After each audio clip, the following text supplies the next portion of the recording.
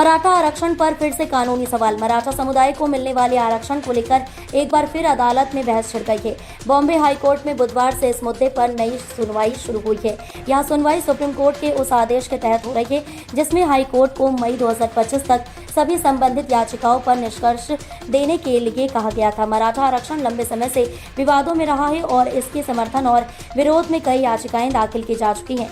Supreme court के निर्देश के बाद हरकत में आया हाई कोर्ट। सुप्रीम कोर्ट ने स्पष्ट किया था कि मराठा छात्रों को उच्च शिक्षा में आरक्षण नहीं मिल पा रहा है क्योंकि इस बार कानूनी अड़चनें हैं।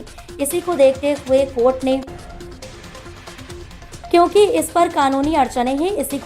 हुए कोर्ट ने बॉम्बे हाई कोर्ट को निर्देश दिया था कि सभी लंबित याचिकाओं पर जल्द सुनवाई कर निष्कर्ष निकाला जाए।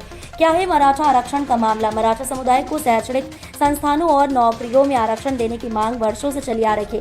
वर्ष 2018 में महाराष्ट्र सरकार ने सामाजिक और शैक्षणिक पिछड़ापन बताते हुए 16% आरक्षण देने का ऐलान किया था। बाद में हाई कोर्ट ने इस प्रतिशत को घटाकर 12% शिक्षा में और 13% नौकरी में कर दिया था। लेकिन 2021 में सुप्रीम कोर्ट ने इस आरक्षण को यह कहते हुए खारिज कर दिया कि इससे आरक्षण की 50% की सीमा टूटती है जो संविधान के अनुरूप नहीं है।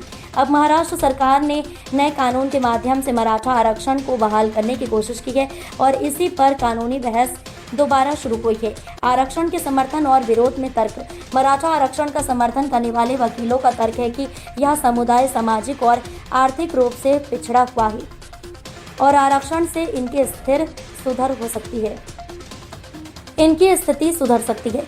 वहीं आरक्षण का विरोध करने वाली याचिकाओं में कहा गया है कि मराठा समुदाय एक प्रभावशाली वर्ग है और इसे पिछड़ा कहना तथ्यों के विपरीत है।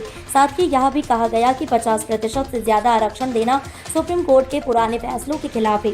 क्या निकल सकता है नतीजा? हाई कोर्ट की यह सुनवाई यह तय करेगी कि महाराष्ट्र सरकार द्वारा लाया गया नया आरक्षण कानून संविधान के अनुसार है या नहीं।